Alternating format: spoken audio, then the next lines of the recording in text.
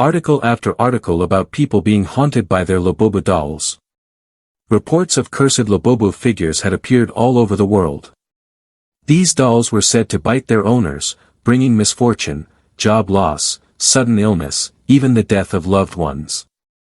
After reading these terrifying stories, Emily knew her doll was possessed.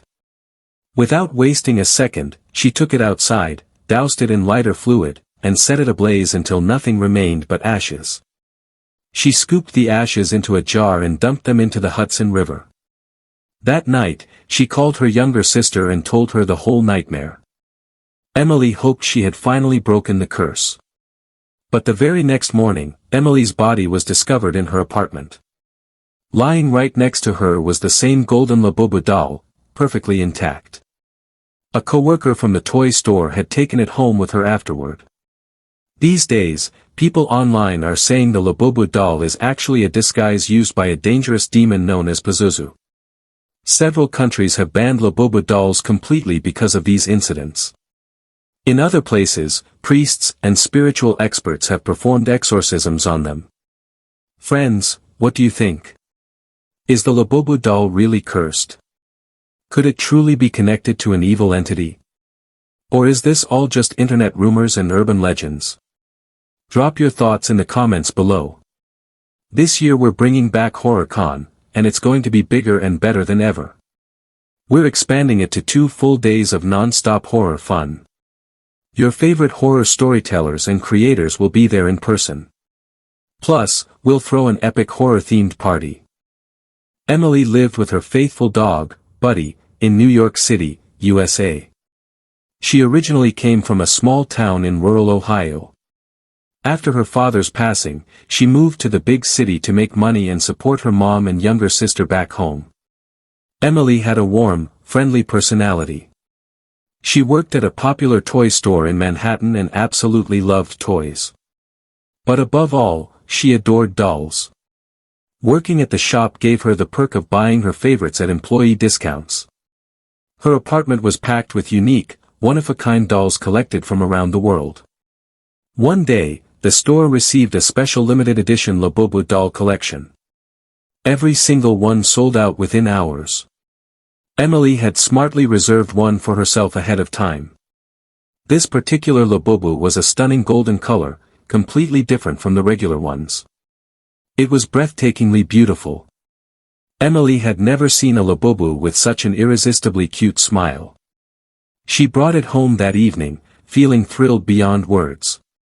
She spent hours just staring at the doll. Its sparkling blue eyes, luxurious golden fur, long floppy ears, and that wide, toothy grin were mesmerizing. Emily hugged it tightly against her chest. She took dozens of photos of the Labubu and introduced it to Buddy as the newest member of her doll family.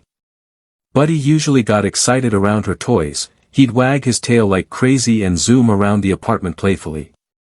But the second he saw this golden Labubu, he started barking furiously, hackles raised.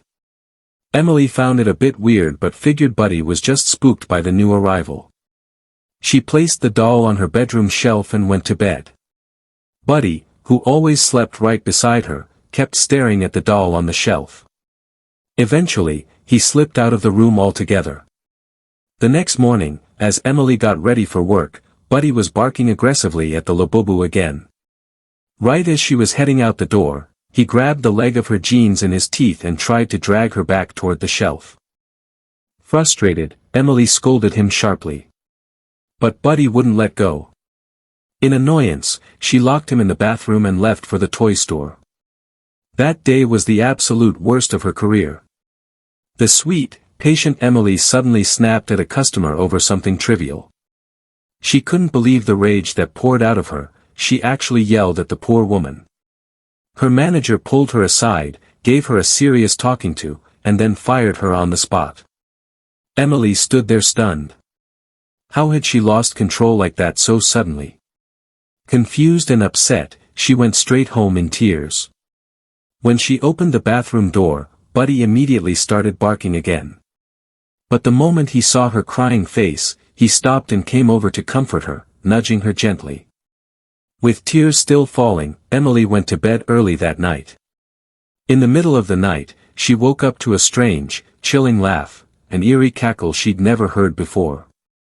Then she noticed a dark figure standing in the corner of her room, staring straight at her. The room was too dim to make out details. She sat up and turned on the lamp, but nothing was there. Only the Labubu doll lay on the floor now. Emily picked it up, placed it back on the shelf, and tried to go back to sleep. That night she had a nightmare so vivid it felt real. In the dream, she was trapped in her own bedroom with a monstrous creature. It had massive, razor-sharp fangs and claws even longer and sharper. Its entire body was blood-red and rotting in places, with patches of decayed flesh falling away. The thing slowly approached Emily, reaching out to strangle her. She screamed in terror as it laughed even louder. It lunged forward, slashing at her with those deadly claws. Emily woke up screaming. To her horror, the Labubu doll was sitting right on top of her chest. She screamed again. Hearing her cries, Buddy came racing into the bedroom. Emily couldn't understand how the doll, safely on the shelf when she fell asleep, had ended up on her bed. She stared at it closely. The doll's laughter grew louder and more menacing. Without a word, Buddy lunged, grabbed the doll in his jaws, and clawed at it fiercely. Emily was sweating and her head pounded painfully.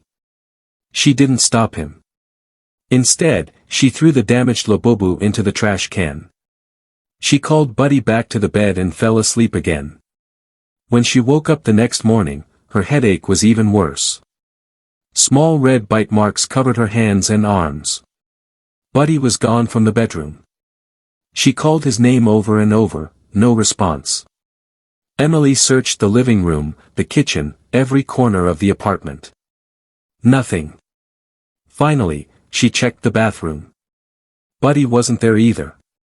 But when she looked in the mirror, her own face was covered in the same tiny red bite marks. It looked like something had attacked her in her sleep. Then, in the reflection, she saw a horrifying shape looming just behind her shoulder. It was exactly the creature from her nightmare, laughing maniacally. Emily whipped around, but nothing was standing there. Instead, the Labubu doll sat untouched on the bathroom shelf.